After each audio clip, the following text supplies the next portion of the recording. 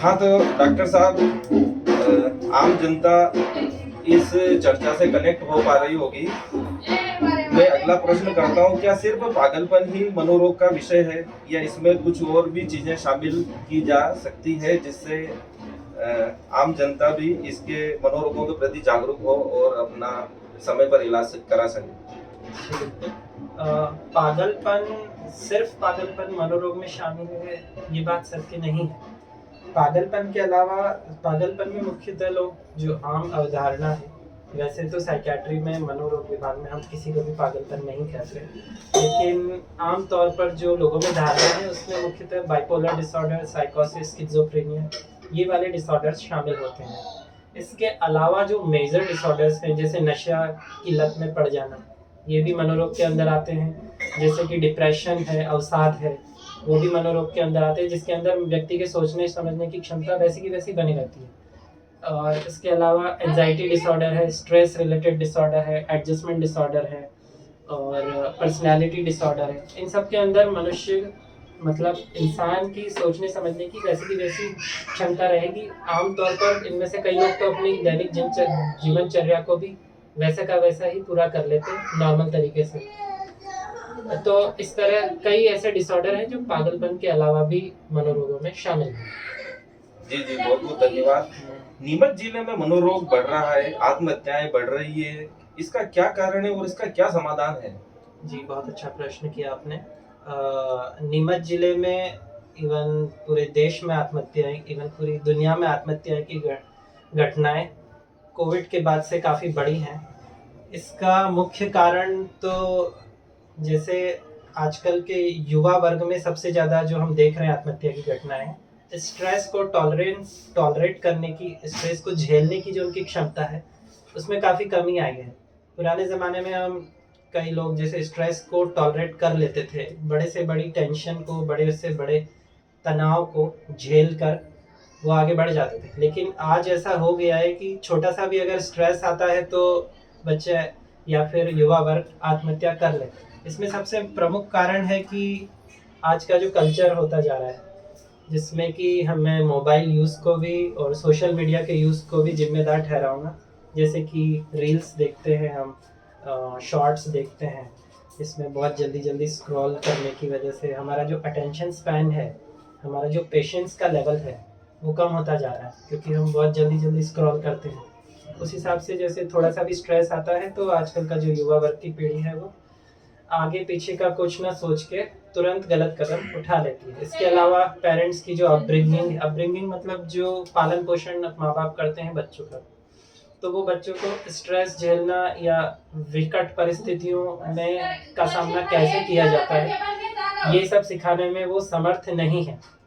इसकी वजह से ऐसे बहुत सारे कारण आपस में मिलकर, आपस अपने आसपास का बैकग्राउंड भी है, कुछ जेनेटिक कंडीशंस भी होती है, ये सब मिलाकर आजकल जो स्ट्रेस का लेवल बढ़ गया है और जो झेलने की क्षमता में कमी आई है, वो सब आत्महत्या के लिए जिम्मेदार हो रहे हैं।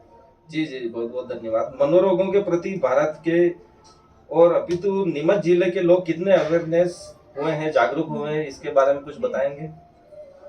मनोरोग के प्रति नीमच जिले में जो जागरूकता है, हमने उसके लिए एक हेल्पलाइन चालू की है, जिसको हमने माँ का नाम दिया है। जी जी, जिसमें मैंने अपना स्वयं का मोबाइल नंबर उपलब्ध करवाया है हमारे सम्माननीय डीन सर की आज्ञा से।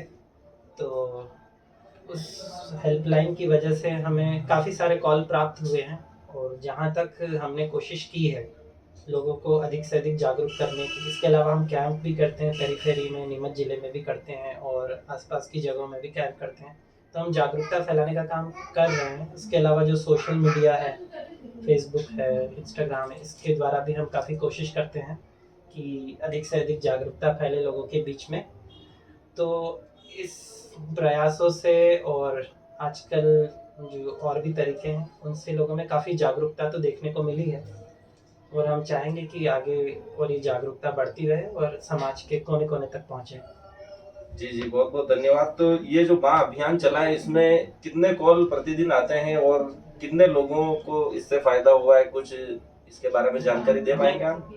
ऐसे औसत तो मैं नहीं बता सकता, 3 से 4 कॉल प्रतिदिन हम प्राप्त जी करते जी। हैं। इसके अलावा एक टेलीमानस हेल्पलाइन नंबर भी है जो कि मध्य प्रदेश शासन की ओर से चालू है। उस जी, जी। टेलीमानस हेल्पलाइन पर भी कई सारे कॉल प्रतिदिन प्राप्त होते हैं और इसके प्रति जागरूकता हमने काफ़ी बढ़ाने का काम किया है और लोगों को इससे काफ़ी फायदा भी पहुंचा है। जी जी जी। मेरा ये प्रश्न है कि किन किन लोगों को तत्काल मनोरोग चिकित्सक से संपर्क करना चाहिए, क्योंकि बहुत सी बार लोगों को मालूम ही नहीं रहता है कि उनको हाँ। क्या मानसिक रोग है, तनाव में रहते हैं, हम्म, हेडेक रहता है और वो गोली खाकर, जैसे कि गांव में शहरों में प्रचलन में पैरासीटामोल या दर्द निवारक गोली खाकर वो अपना कार्य करते रहते हैं और रोग बढ़ता रहता है। तो इससे क्या लक्षण व्यक्ति में आते हैं तो मनोरोग चिकित्सक से मिलना चाहिए? हाँ, मेरा आम लोगों के प्रति यही सलाह है कि कैसी भी स्थिति उत्पन्न हो, किसी भी तरह का स्ट्रेस हो, किसी भी तरह का चिंता तनाव हो, तो वो उसे एक्सप्रेस करें। मतलब अपने आसपास के लोगों को, अपने घर वालों को, अपने दोस्तों को बताएं जी और जी। अपनी समस्या के बारे में आसपास के लोगों से डिस्कस करें। जी जी। और इससे क्या है कि लोगों को पता चलेगा और वो उसके लिए सूटेबल एक्शन ले पाएंगे। और जैसा कि आपने प्रश्न किया है कि किन किन लोगों को मनोरोग चिकित्सक की सलाह लेनी चाहिए, उसमें वैसे तो हर बीमारी के अलग अलग लक्षण होते हैं, जी जी। लेकिन मोस्टली मनोरोगों की जो परिभाषा होती है उनमें हर जगह एक लाइन जुड़ी रहती है कि मतलब उसकी वजह से उसकी दैनिक जीवनचर्या, उसके काम करने की क्षमता और समाज में उसका जो जीवन है, उसकी जो सोशल लाइफ है, उसकी जो ऑक्यूपेशनल लाइफ है और उसकी जो डेली लाइफ है, जी इन तीनों में अगर इम्पेयरमेंट हो रहा है, इन तीनों में अगर गड़बड़ी हो रही है किसी भी स्ट्रेस या किसी भी बीमारी की वजह से, तो ऐसी स्थिति में चाहिए कि वो व्यक्ति मनोरोग चिकित्सक की सलाह ले। क्या एक सामान्य व्यक्ति को भी मनोरोग चिकित्सक से मिलना चाहिए? अगर मिलना चाहिए तो वर्ष में या किन समय काल में उनको मनोरोग चिकित्सक से संपर्क करना चाहिए? सामान्य व्यक्ति को इसलिए मनोरोग चिकित्सक से मिलना चाहिए क्योंकि जो कोर सिम्टम्स होते हैं, जी जी। अगर सामान्य व्यक्ति को एज सच तो कोई जरूरत नहीं होती, जी लेकिन जी। फिर भी कभी उसके आसपास के लोगों में या उसमें खुद ही में इस तरह के लक्षण आए तो उसको अवेयरनेस के हिसाब से, साइको एजुकेशन के हिसाब से हम उसको मिलने के लिए बोल सकते हैं मनोरोग चिकित्सक से। जी जी जी। मनोरोग की जो दवाइयाँ डॉक्टर साहब बहुत लंबे समय तक चलती है, तो इसका कोई साइड इफेक्ट तो नहीं है, इसका कोई दुष्प्रभाव तो नहीं है, बताने का कष्ट करें। हाँ जी, मनोरोग की दवाइयाँ मतलब सारी मनोरोग में दवाइयाँ लंबे समय तक नहीं चलती हैं। जी, जैसे जी। डिप्रेशन का साथ का फर्स्ट एपिसोड है तो हम मैक्सिमम 5 से 6 महीने चलाते हैं। एंजाइटी वगैरह किसी भी बीमारी का फर्स्ट एपिसोड्स होता है तो 6 से 1 वर्ष तक उसका ड्यूरेशन होता है। जी जी। वो कुछ क्रॉनिक केसेस जो कि रेजिस्टेंट केसेस होते हैं, रिकरेंट केसेस होते हैं जिसमें बार बार एक ही बीमारी के लक्षण आ रहे हैं, या फिर रेजिस्टेंट केसेस हैं, या फिर पुराने केसेस हैं किसी बीमारी के, तो उनमें हम लंबे समय तक दवाइयाँ चलाते हैं। साइड इफ़ेक्ट्स दवाइयों के होते हैं, ऐसा नहीं है, जी हर दवाई का अपना साइड इफ़ेक्ट होता है, लेकिन हम कोशिश करते हैं कि यदि किसी दवाई से साइड इफ़ेक्ट आया तो हम उसे स्विच करके दूसरी सेफ मेडिसिन की तरफ उसको ले जाते हैं, जी जी। ताकि उसका जो मेटाबॉलिक सिस्टम है वो नॉर्मल वर्क करता रहे। तो हर दवाई के अपने अपने साइड इफ़ेक्ट होते हैं। जब पेशेंट आता है तो हम मरीज को बताते भी हैं कि हम ये दवाई आपको चलाएंगे, इसमें ये साइड इफ़ेक्ट होने की संभावना। जी जी, बहुत बहुत धन्यवाद। इतनी चर्चा के बाद ये प्रश्न बाद में उठा है कि मनोरोगों का क्या क्या कारण होते हैं और उसको मनुष्य सामान्य व्यक्ति कैसे पहचान सकता है कि मैं मनोरोगों से ग्रस्त हूँ? मनोरोगों के ऐसे एग्जैक्टली कारण तो आज तक पता नहीं चले हैं, लेकिन ऐसे बहुत सारे फैक्टर्स होते हैं जो कि मनोरोगों के लिए रिस्पॉन्सिबल होते हैं। जैसे कि जेनेटिक्स हो गया, जैसे किसी के घर में या किसी के वंश में स्किज़ोफ्रेनिया है तो उसके आसपास के उसके first degree second degree relatives में उसके होने के चांसेस बढ़ जाते हैं। उसी तरह बाइपोलर के लिए भी है, पर्सनालिटी डिसऑर्डर्स के लिए भी है। तो जेनेटिक्स का रोल होता है मनोरोग के होने में। उसके अलावा जो अपब्रिंगिंग होती है पेरेंट्स की, जैसा मैंने बताया, पालन पोषण जो माँ बाप करते हैं। उसके अलावा इन्वायरमेंटल फैक्टर्स होते हैं, मतलब आसपास के लोग कैसे हैं, आसपास का माहौल कैसा है, साइको एजुकेशन क्या है, एजुकेशन का स्तर क्या है, तो मतलब शिक्षा का स्तर भी इसमें काफ़ी भूमिका निभाता है। उसके अलावा सोशो इकोनॉमिक कंडीशंस, मतलब आर्थिक परिस्थितियाँ क्या है व्यक्ति के घर की। उसके अलावा सब्सटेंस है, जैसे कि नशे की लत है तो ऐसे व्यक्तियों में मनोरोग होने के ज़्यादा चांसेस। ऐसे बहुत सारे कारण होते हैं। और जैसे आजकल की लाइफस्टाइल है हमारी, ठीक है ना, सोशल मीडिया वाली जी, जी। लाइफस्टाइल है, लोगों से मिलजुल कर नहीं रहना, अकेले टाइम स्पेंड करना, मोबाइल में लगे रहना, तो ये सब कारण जिम्मेदार होते हैं मनोरोगों के होने के। बहुत बहुत धन्यवाद।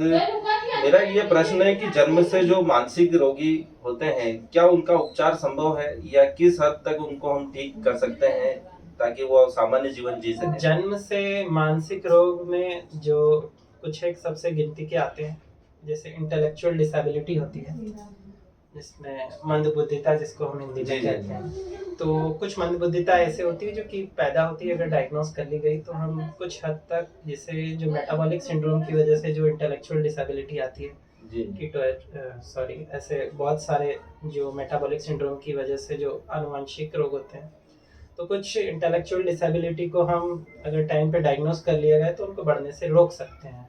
लेकिन कुछ इंटेलेक्चुअल डिसेबिलिटी ऐसी होती है जैसे कि सेरेब्रल पाल्सी हो गई, और ऐसे डाउन सिंड्रोम हो गया, और इस तरह की ऐसी कई बीमारियां हैं, विलियम सिंड्रोम हो गया। तो ऐसी कंडीशन में उस मंदबुद्धिता को ठीक कर पाना या रोक पाना संभव नहीं होता है।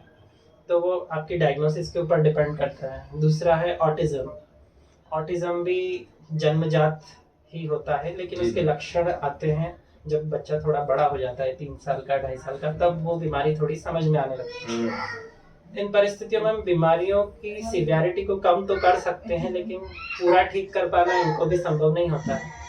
जी, तो मैं यही कहूँगा कि वो डिपेंड करता है कि बीमारी क्या है उसको जन्मजात।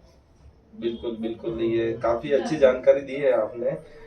डॉक्टर साहब, बहुत से लोगों को नींद में चलने की आदत होती है, तो ये भी मनोरोग में आता है या ये कोई और बीमारी का लक्षण है? नींद में चलना, स्लीप वॉकिंग, ये स्लीपिंग डिसऑर्डर्स में आता है।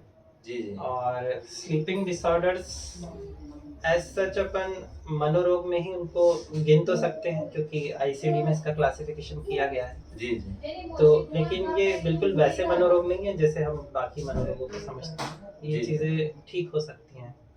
अच्छा, अच्छा। क्या मिर्गी भी मनोरोग है और इसका उपचार संभव है? मिर्गी न्यूरोलॉजिकल डिसऑर्डर है। जी, जी, जी। और ये न्यूरॉन्स में केमिकल्स की गड़बड़ी की वजह से, ब्रेन के जो न्यूरॉन्स होते हैं उसमें केमिकल्स के बदलाव के कारण, ऊपर नीचे होने के कारण इसमें सिम्टम्स आते हैं मिर्गी के। जी, जी। ये मनोरोग नहीं, न्यूरोलॉजिकल डिसऑर्डर है, जी, और जी, इसका जी। उपचार संभव है। बहुत बहुत धन्यवाद।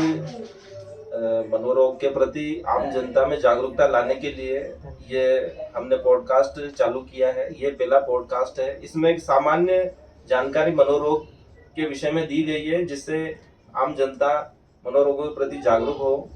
कोविड के बाद विभिन्न प्रकार के मानसिक विकार लोगों में बढ़ रहे हैं, इसलिए इसमें जागरूकता लाना अत्यंत आवश्यक है। इसलिए आज डॉक्टर साहब को आमंत्रित किया गया था, उन्होंने काफी अच्छी जानकारी दी। बहुत बहुत धन्यवाद। अगले पॉडकास्ट में मिलते हैं। बहुत बहुत धन्यवाद। धन्यवाद मुझे यहाँ बुलाने के लिए। बंद करो रे। चलिए।